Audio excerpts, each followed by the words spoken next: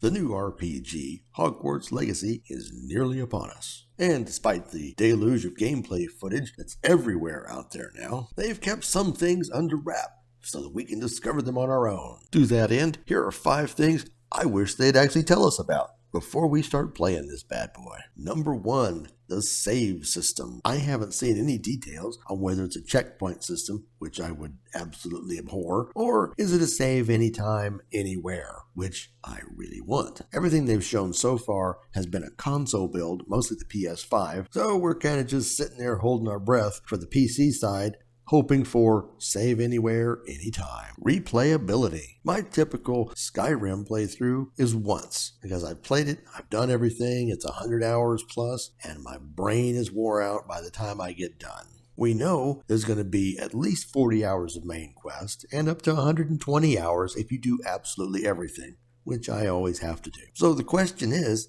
there enough variety in how you can finish quests and how you can deal with people to make it worth 2, 3, 4 playthroughs? Let's face it, ideally, you'd like to go through each house quest and complete things in different ways. And are there really different ways to do it depending on which house you're in for the main quest as well, not just those house quests? How are those interactions with all the NPCs going to be depending on your house and depending on your actions? We know there's some reactivity, but is it enough to make another playthrough worth your time? And what about consequences? We've already been told that people will comment on your attitude and your actions that you've taken, but will that really matter? Not just in you completed a quest and got the reward for it, but will it matter story-wise how good or bad you might be? Did you use forbidden magic and that opens up a new area or closes off an area? Is how you treat your fellow students, the folks in the town around you, or your teachers, is that going to matter opening and closing quests? I would love for these consequences to shut off avenues and open up new ones. That makes every bit of playthrough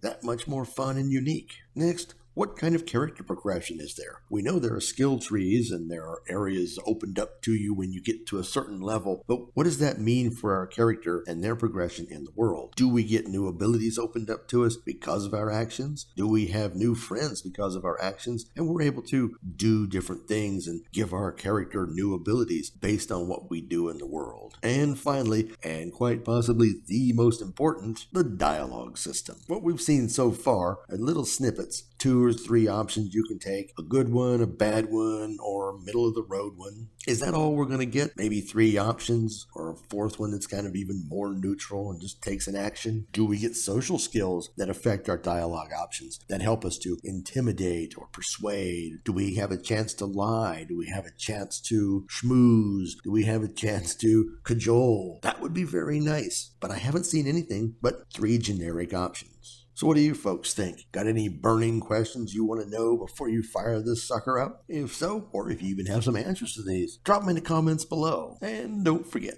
to like and subscribe and ring that bell notification. Thanks for watching.